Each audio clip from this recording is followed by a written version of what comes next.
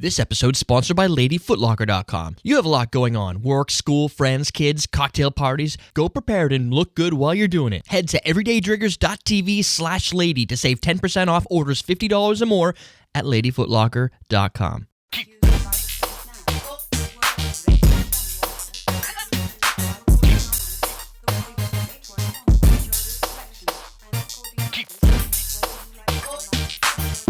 Welcome to Common Man Cocktails. I'm your host, Derek Schomer. Today we're going to create the Italian Fear. It's making noise. What are you doing? Did I scream in your ears? No, and I was wondering why. Because you didn't plug it in. That would be why. Well, that's not my problem. Today we're making the Italian Fear. This recipe was submitted by JP. No, that's not right.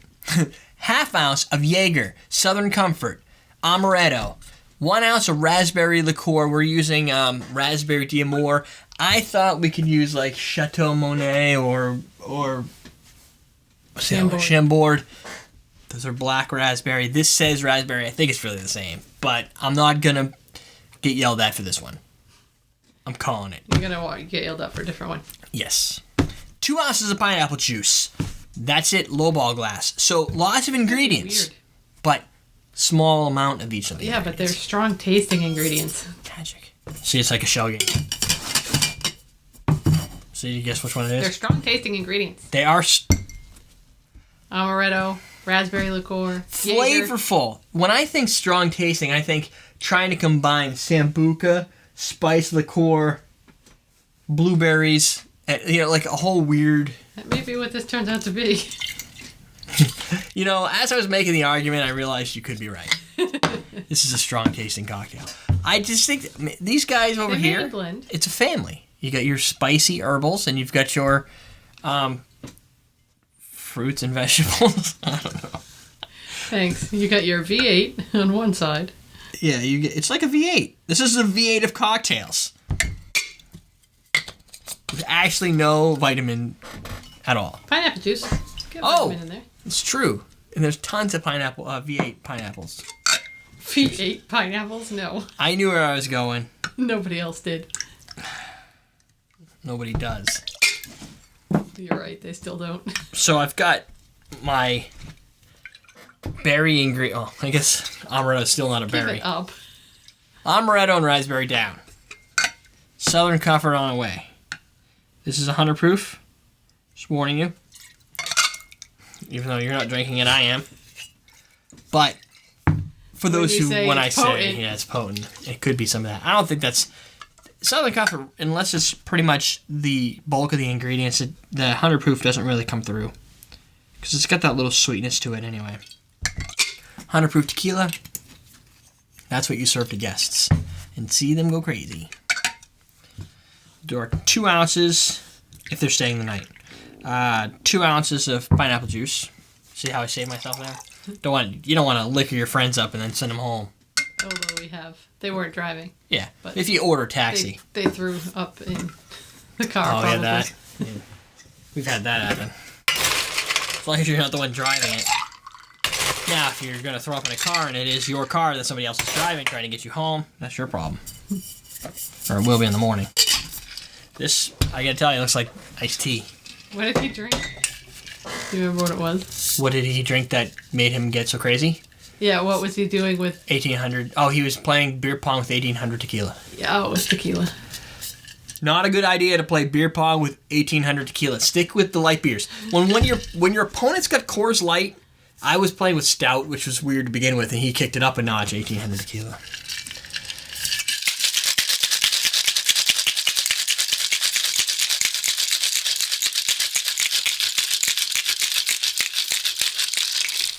And yes, small amounts for me. I was hosting the party. And this was a while back. Yeah, this is when we were young and stupid. This was before we had kids. When we could still throw parties. Yeah, and quite honestly, I'd do it again if I could. We will someday, I'm sure. Kids do get old. And that's right, we could start partying with our kids. Do beer pong all over again. Even though our kids have already seen beer pong. All right. Thanks for sharing. They saw it at parties. Mimi's house. Mimi. When it was one of the teenagers' birthdays and they were playing beer pong. Teenagers can't play beer pong. Well, it was a 21st birthday. So I guess it wasn't technically a teenager. No. There's probably some underage drinking. Who knows?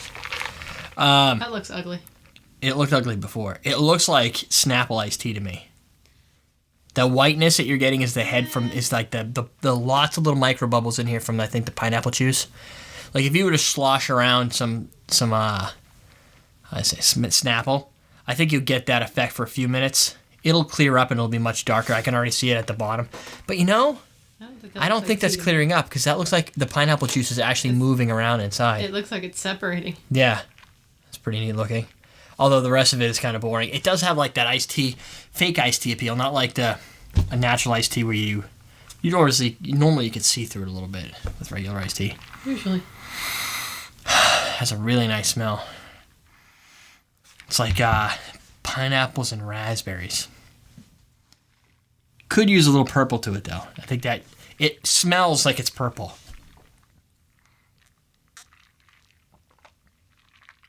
Italians must be afraid of awesome. Did you just say Italians are afraid of awesome? It's called the Italian fear. They're afraid of this. It's got some weird sweetness though. It's the Southern Comfort, I think. No? Or the herbal liqueur. Like there's like almost like a tart bitterness. Biscotti.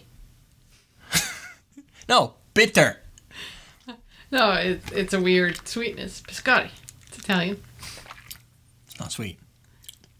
Kind of is. Is it? I hate biscotti. It's super sweet. I like it. It's nutty.